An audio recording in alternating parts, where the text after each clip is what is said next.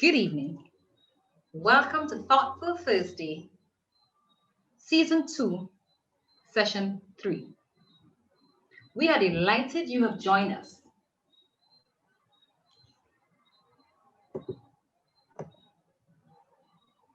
We are delighted you have joined us. And for those of you joining for the first time, a special welcome.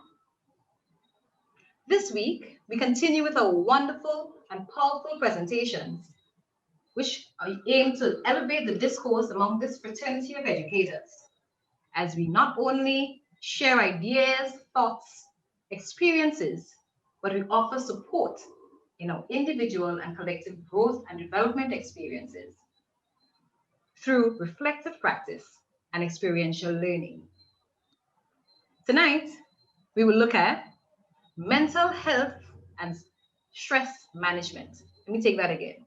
Mental health and stress management.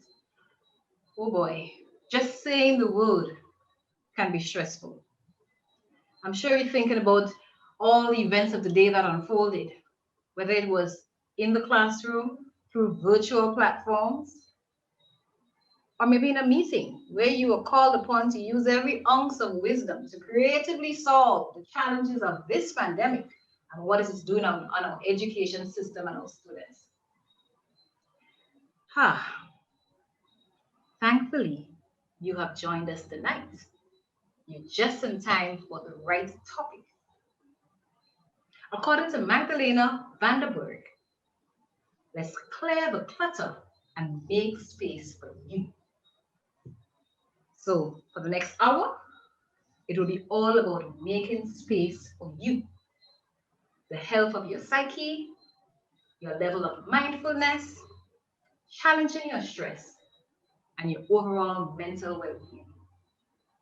I am Samantha Antoine Purcell, founding collaborator and principal of the St. George's Institute, a brand new secondary school in Grenada.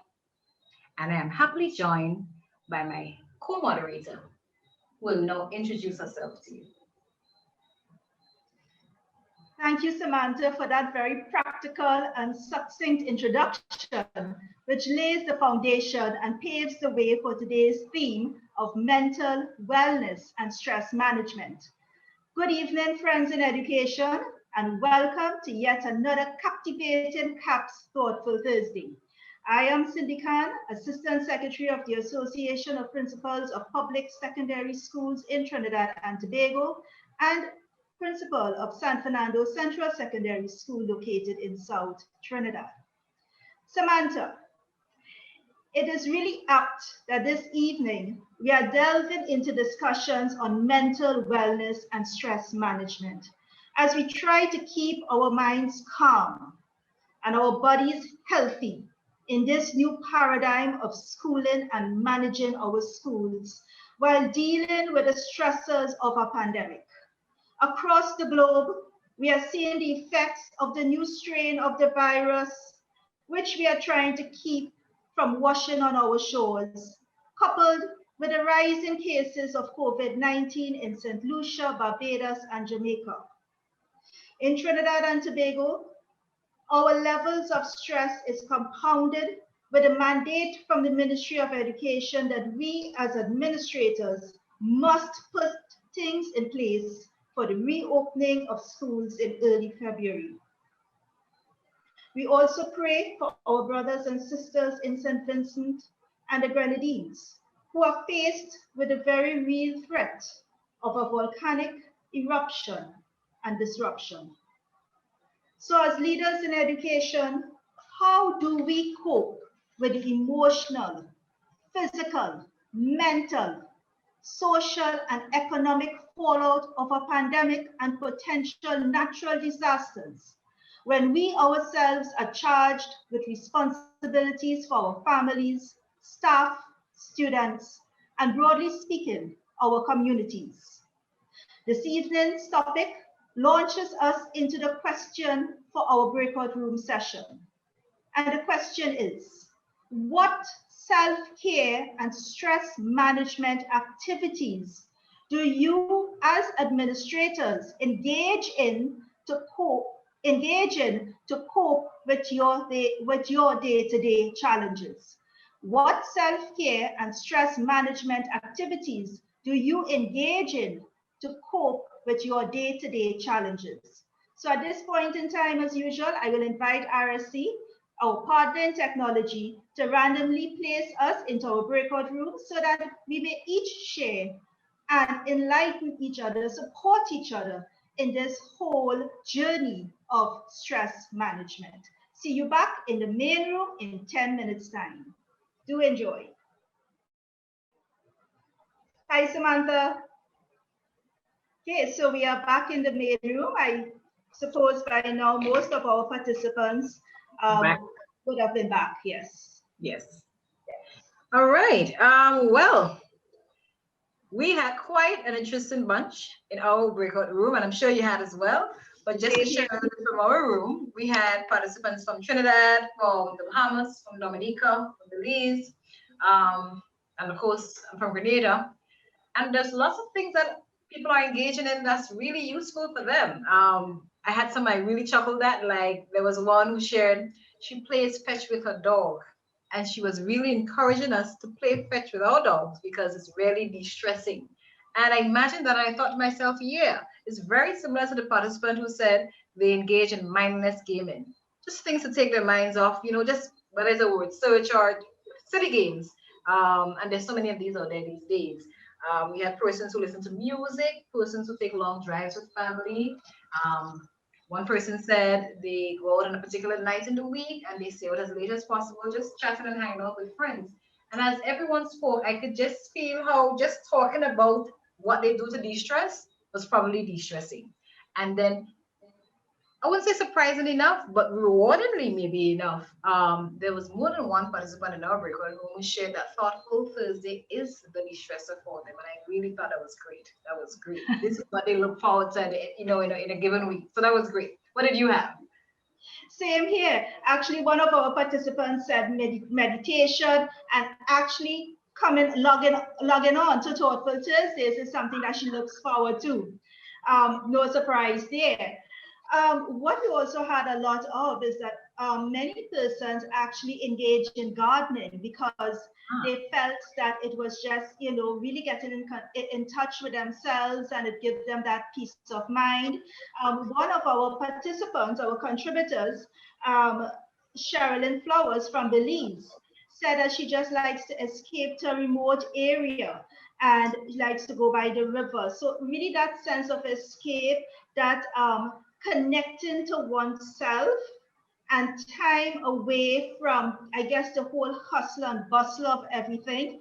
Some of our participants also said that they do exercise. So they get into a lot of into an exercise routine. And it's very interesting that we had a participant from Barbados who is actually a retired principal. So we welcome her on board with us because she felt that Thoughtful Thursdays, you know, is so enriching. And although she is retired, she actually gets in 3 to 5 days of exercise. And I think that is something that we all should aim at. There is no excuse. There is absolutely no excuse. So That was it for my room, which was room 3. Ah, okay. Good stuff. A lot of shared stuff, a lot of common stuff across the rooms, and in all cases, great for de-stressing. Yes. So now we move straight into our presidential thoughts feature, which speaks directly to us as leaders and managers of our schools within the context of the Caribbean diaspora. Last season, we were thoroughly inspired by Mr. Linvin Wright's presidential thoughts on productivity tools. And so, by public demand, he again joins us today to speak on mental wellness. Mr. Linvin Wright has served over 29 years in education, having taught English and history, and has served as principal for 15 years. He is currently the Assistant Chief for CXC English B, President of the Jamaica Association of Principals of Secondary Schools. It is indeed my pleasure once more to invite Mr. Linvin Wright to address you tonight.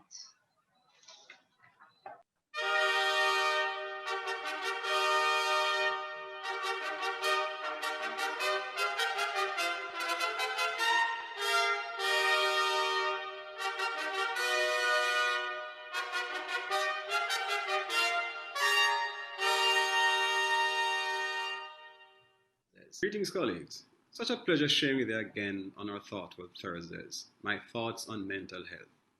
How many of us, including ourselves, our teachers, and our students, cope on a daily basis with our regular activities is something the less mindful among us are conscious of. COVID-19 has certainly compounded the issue for many of us because it has considerably disrupted our world.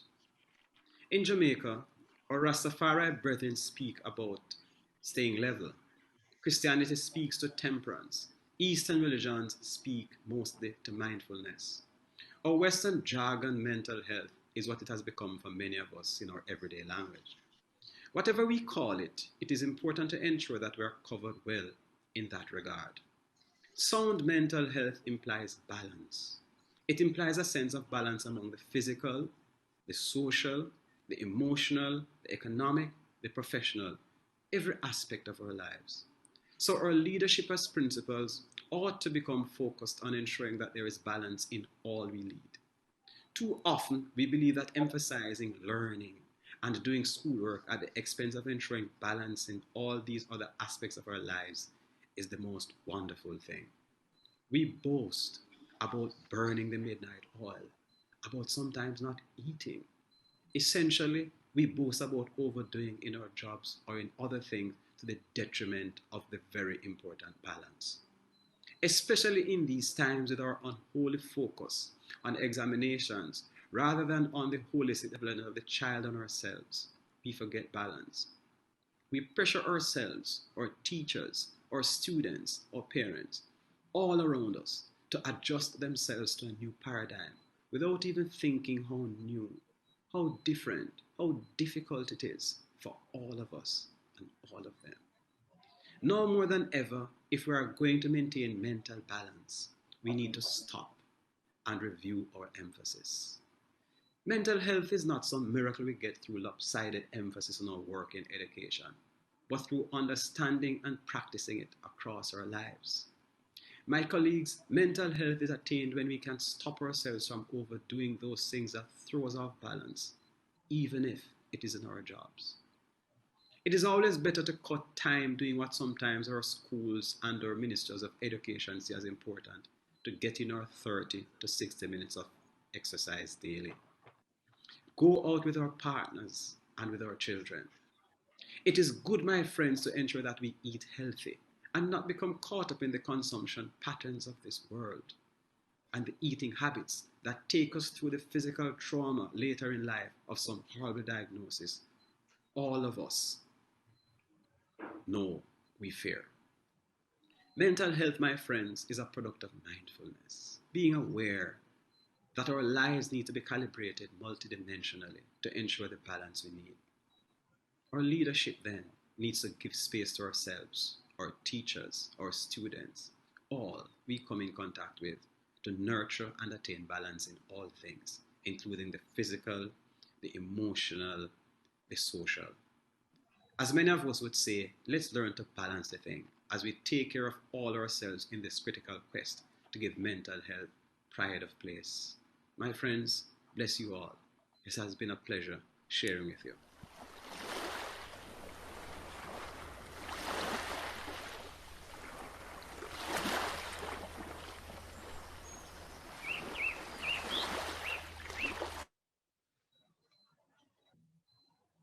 We offer grateful thanks to Mr. Linvern Wright with his presidential thoughts shared once more. As was stated, despite the side of the world from which you hail, or the religious worldview to which you subscribe, it is necessary for us to stay balanced. Mr. Wright has reminded us that as we encourage our students, parents, and stakeholders within the community to balance themselves, we too must prioritize our own balance.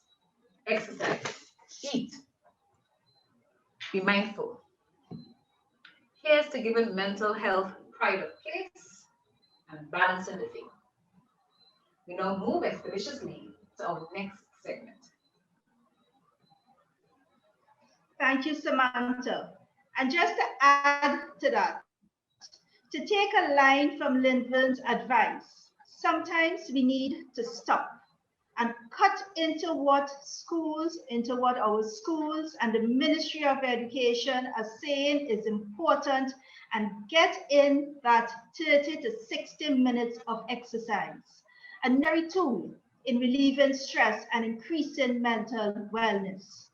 So this evening, Grenadian-born Master Francis Williams, a former head of physical education who holds a degree in sports science and a 9th degree Black Sash, also a fitness, self-defense, and swimming instructor, whose style is Ta Shang Kung Fu, will be leading us through these very simple exercises in order to get our breathing and our bodies moving. So I now invite you to participate along with Master Francis Williams. Good afternoon, ladies and gents. My name is Master Williams. This exercise is about breathing and flexibility. I've been in this profession now for over 40 years. Today, I'll show you about breathing and flexibility. First, with a bit of gentle exercise, open up the muscles, the hamstring stretching, so the inner muscle, groin muscle stretch. And in, always out and in, always time breathe out and breathe in, breathe out, breathe in. Let's mobilize the trunk of the body, hips, relax, reverse. As time goes by, good increase each time. Yeah, side to side. So breathe out, breathe in, breathe out, breathe in, breathe out, breathe in. Shoulder muscle motions. And reverse. So single hands, breathe out, breathe in. Change arm, out and in, moving forward, always the back, reverse, out and in. Change arms. You try to stretch. Change arms. Change adductor muscle stretch. Lower back muscles, rhomboid muscle stretch. Change arms, change legs. Okay. The side. Adductor muscle stretch. Hip flexor stretch. Other side. And we're now holding up the moon. Other side. Hip flexor stretch. Forward stretch. Other side. Okay. We're going to breathe in now. Always nice and front to the floor. Sit into the floor. And from in. Imagine we're lifting up the spine. Up. And pushing down. Breathe in. Tip to the core of the body. And out. In. And out.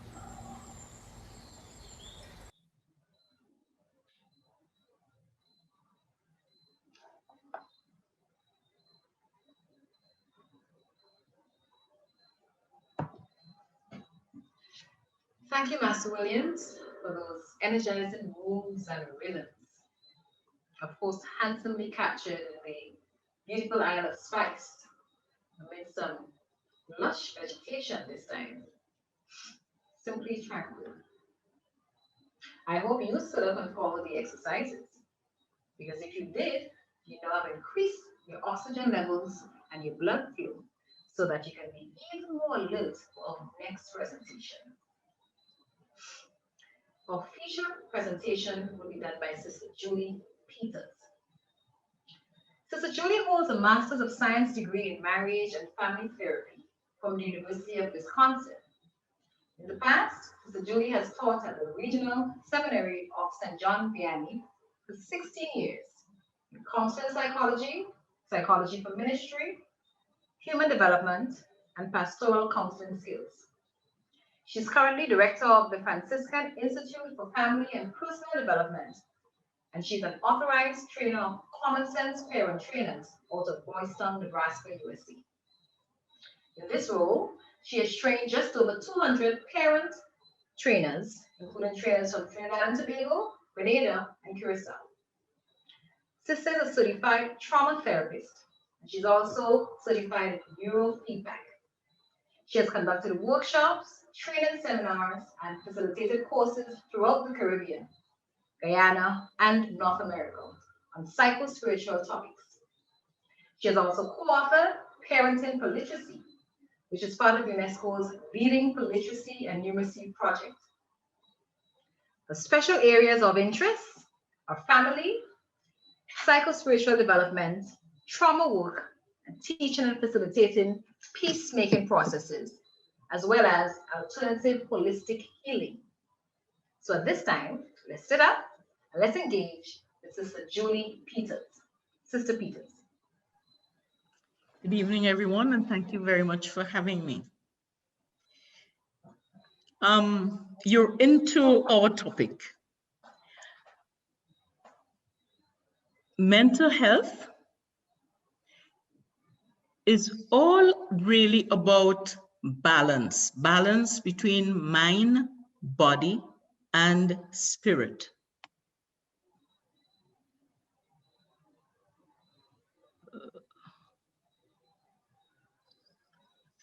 Wait.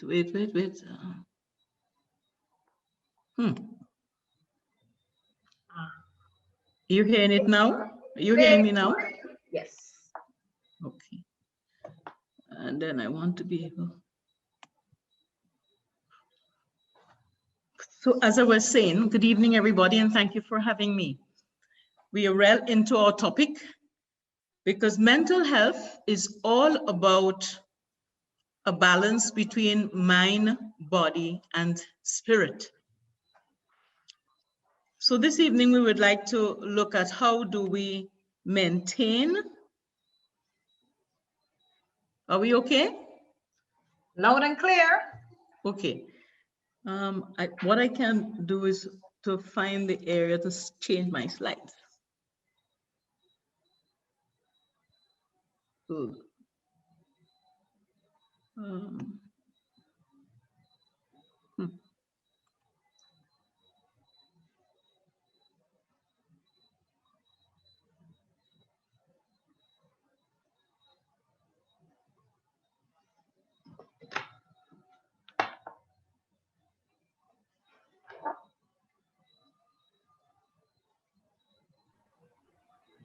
Sister Julie? I think you're muted.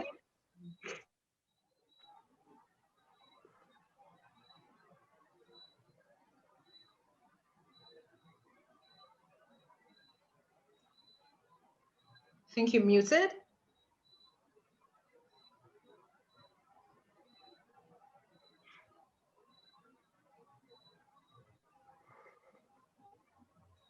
Not yet.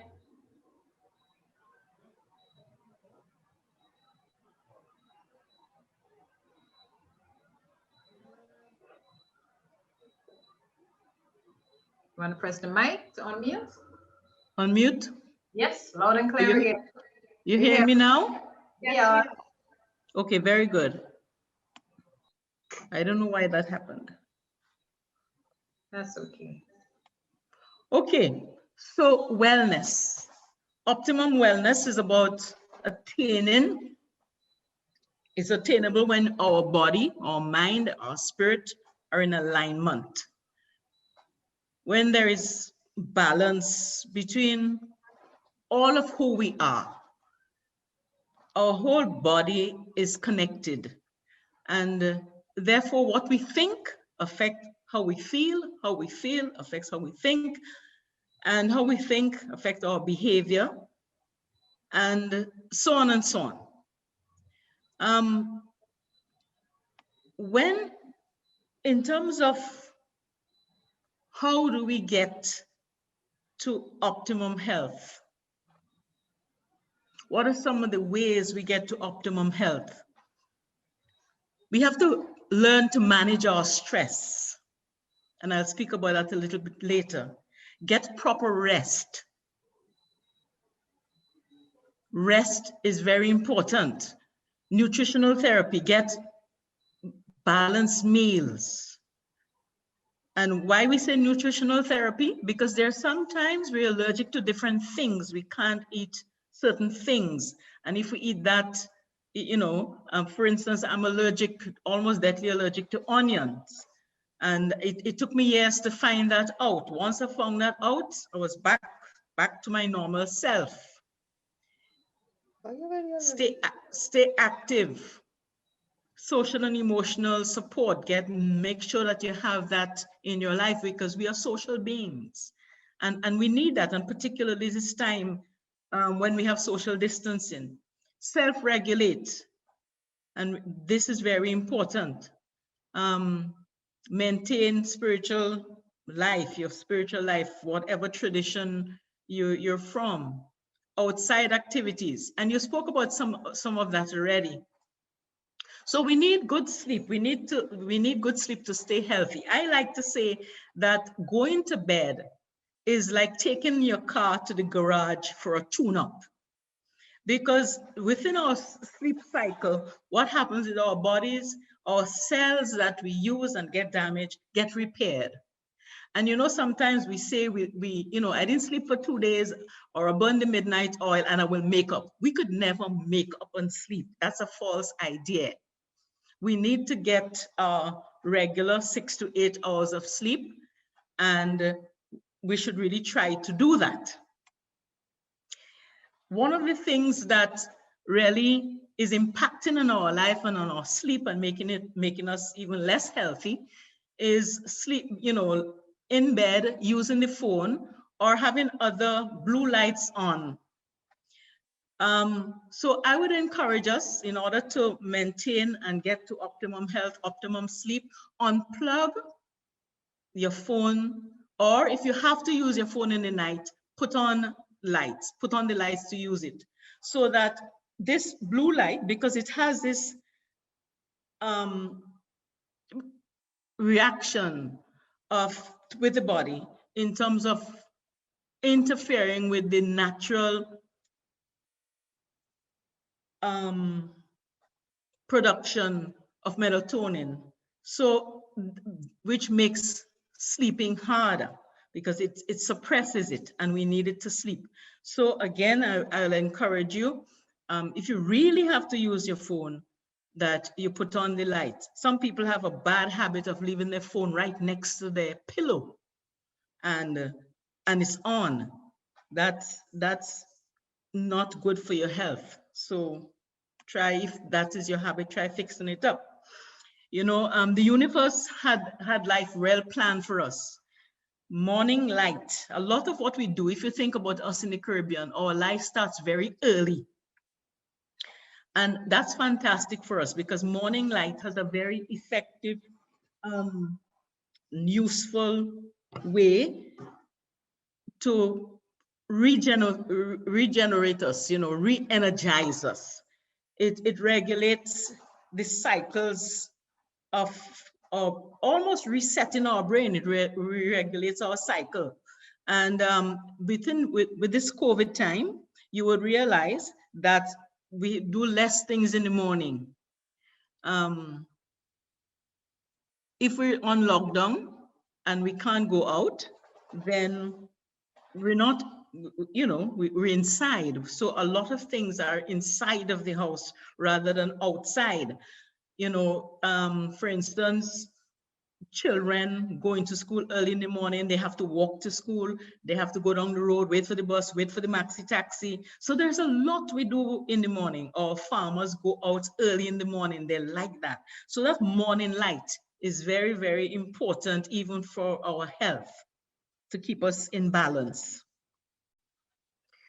Another thing that would contribute to our well-being is to eat foods to restore energy, to keep us healthy. So look, really take stock at what you snack on.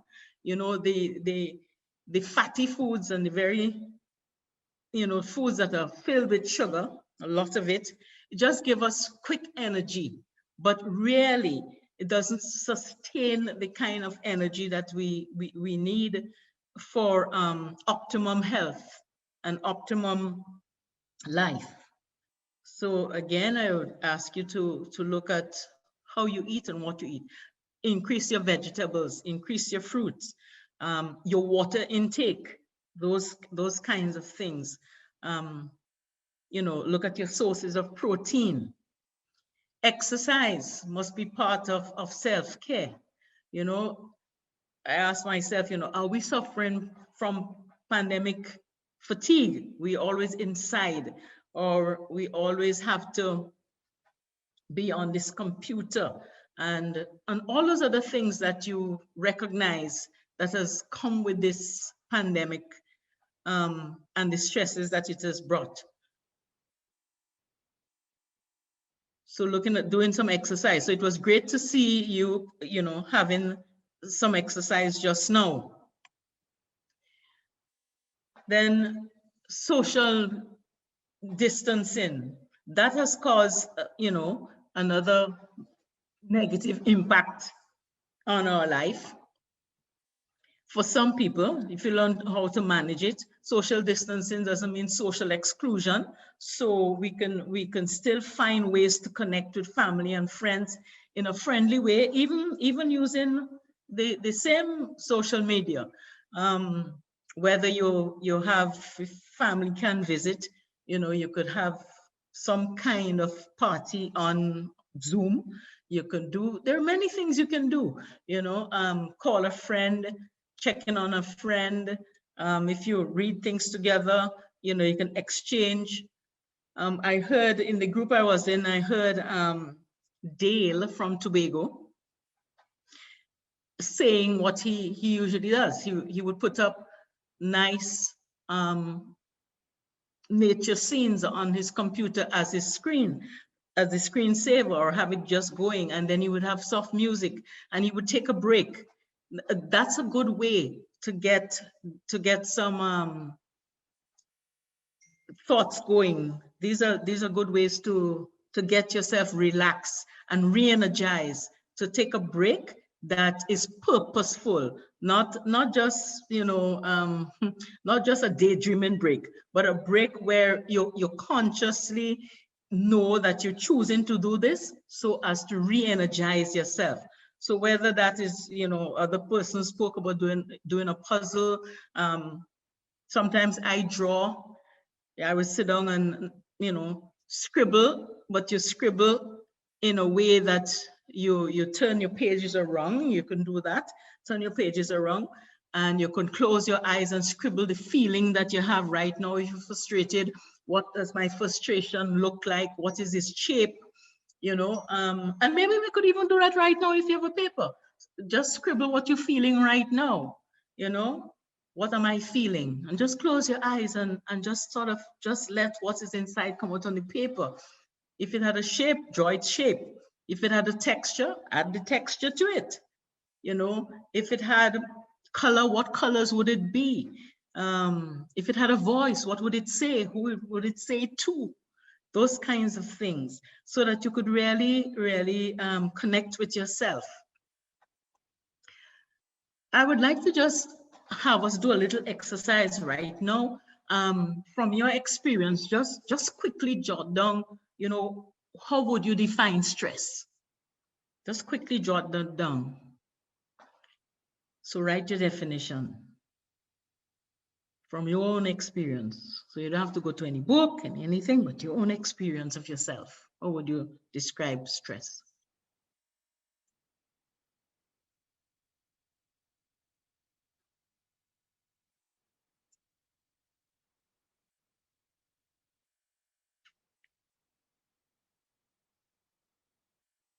All right.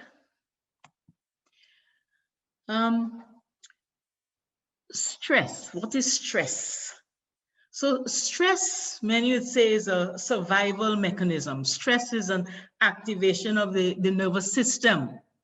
When we feel threatened, or and we get triggered, the body releases two hormones, mainly two hormones, adrenaline and cortisol. And we know that these two hormones, I like to see it as sort of emergency responses, because that's what they are. I like to see them as, or fire trucks and or ambulances. I won't use police because sometimes police, you hear the siren of a police car, but they're going to drop their child to school or something. But I would like to use particularly fire, because when you hear a fire truck in the Caribbean, you know it's serious. And you see a fire truck passing, you know it's serious. So those two hormones are very important because they put us in the fight flight. They are really to save us, to help us to respond to threat in an appropriate way.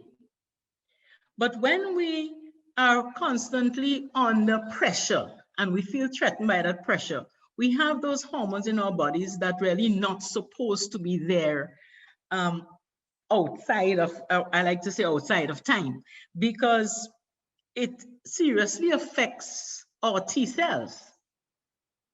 And that in itself breaks down our immune system.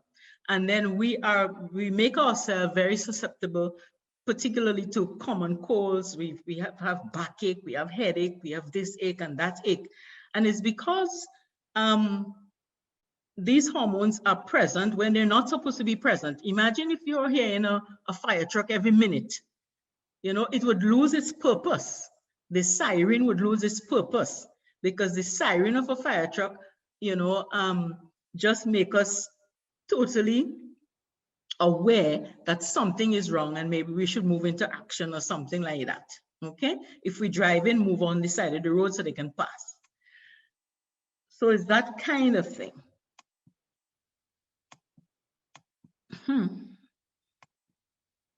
Are you still hearing me? Because I'm trying to change my slides. Yeah. Yes, we're hearing you. I'm trying to, I don't know, something froze up because I'm trying to change my slide and I can't. Okay. So as a result, the sympathetic nervous system, also called the fight-flight system, or the stress response system, kicks in when we are on the threat. We feel we are under threat. So what are the ways we could be under threat? The Ministry of Education is asking you to send in some reports or send in this, and you have 50 things, as we like to say in the Caribbean, 50 things to do the same time. And somebody comes to the principal office, come to your office, a child just fell, you have to take this child somewhere to the clinic or something. A parent come and is quarreling downstairs, and some days at school you have all of that to deal with. And then you have your own stuff to deal with, because you're not only principal, you are some principals are parents, so you have children that might be sick at home. You have partners, you have spouses. Some principals are also students. You're studying, you're completing degrees, or you're developing yourself, which is a great thing. You're also citizens, so you're on boards and you're serving other things, and you are also adult children. You may in the point in case you may have parents that your own parents that you're taking care of. that you have to take to the doctor. You have to see that if you have somebody taking care of them, that the person have what they need. So, I mean, you have many, many, many things going at the same time. And to balance that would be very helpful. So some of the things you have to do is just build routines. And I want to talk about that just now. But what are your sources of stress? So let's look at some of the sources of stress you might have. So work and all the things I just mentioned about work. Home, you might be in school, but your roof is bad or your pipe broke this morning. You have somebody at home or is somebody to go at home. You call them and they have to go, and you're at school, so you're on the phone. But so you have all of that going on. Managing money, you have other new kinds of stressors, like, cell phone, WhatsApp, people just beeping you. I can speak from that perspective that even I have some clients that I'm seeing, and even though they have just had their session, 2 minutes after that, they're WhatsApping me, they're asking me this thing, and they say, Lord God, they just had their session. What is this about? But because they have it, they almost becoming more dependent on you. It's not like when you had them in the office and you close the door. This for me. Major stressors. So type 3 stressors: death, the pandemic, serious illness, relationship problems. Particularly if it's a relationship that's not going well, it is just as death. A divorce or a separation, aging parents, all those kinds of things. Then you have type 2 stressors, moderate stressors. You're coming down to school this morning and you just lost it for a little minute. You became unfocused. Next thing you know, you bump something by the road or you hit another car. And it's not bad. Nobody died. The car isn't mashed up, but you dent your car. You lose your cell phone, you lose your wallet. You're feeling badly, you're catching a cold. So those kinds of type 2. Type 1 is basically your daily hustles, long line. What are some type 1s now? For me, and maybe for you, you forgot that, okay, the curfew starts at that time and you were out in the supermarket and you're trying to get home fast or something like that. Crowds, teachers and the staff that's not doing exactly what they're supposed to be doing. It's not any. Identify with that, sister. Sorry? We can certainly identify with those things that you're saying. Right, your computer not working, or they come and tell you, the teachers come and tell you they set up that in the lab and look, now it's not working, or they're doing that in the cafeteria and this is what's going on. And, you leave home and you go into a meeting and you meet some traffic. You didn't expect traffic because there's an accident on the road, all those kinds of things. No access to the internet, current gone, loud music, like today, one of the sisters cooking, current gone, which very rarely happens here, but current gone. So she has something in the stove, she had to take it out, come back, it gone again. Those kinds of stresses. All right, so. Sorry to interrupt, but we are running a little tight okay. on time now. Right, okay. So I really want to get here. So one of the things, taking care of your brain states is really, really important, because when basically our stress is really, when we feel threatened in our brainstem, that survival there. And we basically asking the question, am I safe? And if we don't feel safe, we get into behaviors that really keep us stuck there. I have to really run through this. So when we are, sorry? I'm wondering, sister, as you're speaking about, really and truly have given a very good example to us as to how we can be stressed on the job as principals, as administrators. And I'm wondering, what is the role, what do you think is the role of the Ministry of Education in helping principals, our staff and students in dealing with stress? how do you feel the Ministry of Education can get more proactive in that assistance that can be afforded to their very stakeholders within the school system? Well, I think for one, I say as Caribbean people, we have to learn to be much more assertive. You know, we speak with one another about our frustration with other people, but we don't speak to them about why we're frustrated. So where, you know, the behaviors that causing our frustration or stress. And if as a group, you know, you can, but that's something about us. If as a group, you can say to the ministry, whether you're going to write a letter and everybody signs and say, this is too much, it's causing too much stress, and it's affecting even the way we are performing as principals, I think you have to do that. Agreed. Can you draw from any example, for instance, in say in the Western Hemisphere or out of the Caribbean, where ministries of education, boards of education have actually put in such programs to assist their administrators and students? Can you draw a reference to any? In my experience, I can't say that I know that a government has done this, you know, put in those things. You know, we do it for children. So for instance, we may have a curriculum on social emotional intelligence, and we do it for children, but we never think about doing it for the teachers, for the staff. Mm-hmm. And maybe where that can come in is when, you know, the emphasis, you know, as the speaker before me was saying, you know, it's all an academic education. So even when they have things for you in the summer, a lot of it is on how to better teach maths, how to better prepare for this particular exam, you know, those kinds of things. But I think you yourselves have to name what you need.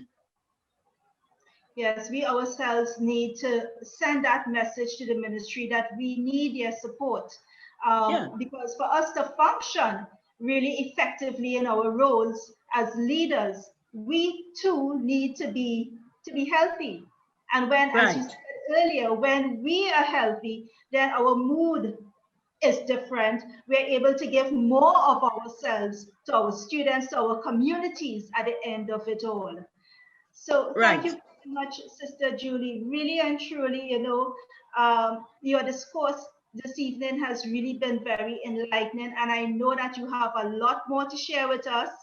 However, you know, time is really upon us, and I would like to take the liberty of perhaps having you return so that you can continue at some point, because I know that our administrators who are on this platform tonight are really starved for ways in which they can cope, especially now in a new dynamic of a pandemic and really trying to keep our schools afloat online and otherwise even physically.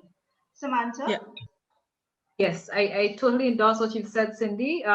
Sister Julie, we'll have to have you back because this topic is so wide, but time is against us at this time. So we do really thank you, and we want to especially thank those of you who've joined tonight, because for you, this whole process itself should have been a distressing one. As many of you have indicated, you look forward to this on Thursday. So Julie's presentation should have added to that level of distress, for at least for tonight. We wish to take more questions, but at this time is against us, so we will move straight on. I trust that you have been enriched by this session, and we hope that you consider it time well spent. Next time, encourage a colleague to join you as well. We thank you, all participants, for your participation, and encourage you to fill out the feedback form for tonight's presentation, which you can find in the chat just about now. It's important for us to continually improve our reach and impact in this noble profession. And so as we continue to build on a structure of Thoughtful Thursdays through specific weekly themes, we inform you that we focus on administrative professionalism, health, wellness, and safety, innovations in education, including technology, highlighting the culture of our various territories, And for months in which there are 5 Thursdays, Youth of the Caribbean will be highlighted. I now take this opportunity, sadly, reluctantly, to bid you good night and hand you back to the lovely Cindy Can. Thank you very much, Samantha. Colleagues, as you have experienced tonight, it really has been a very fruitful, as one of our participants has posted in the chat, a very fruitful and refreshing session. And we thank you for your attendance and participation tonight. It is through our professional development activities and discourse that we will continue to grow and to be recognized as a fraternity of professionals as we build towards our first virtual CAPS Conference 2021. Of course, special thanks and appreciation to all our presenters this evening, ended with our featured speaker, Sister Julie Peters. Thanks to Mr. Raj Ramdas and Restore a Sense of I Can for their technical advice and expertise. And of course, working assiduously behind the scenes, our tech support team, as I call them, our principal techies, led by the Secretariat of CAPS, Mrs. Donna Marie Bertrand. Thank you very much. And finally, thanks to my most gracious co-host, Mrs. Samantha Antoine Purcell, for another excellent job this evening at co-hosting. Participants, remember to look out for the invitation link and register for next week's session, when the focus will be on research and how principals can use research and data to inform their practice. So, at this point in time, I do wish you a good night. Stay safe. God bless. See you next week.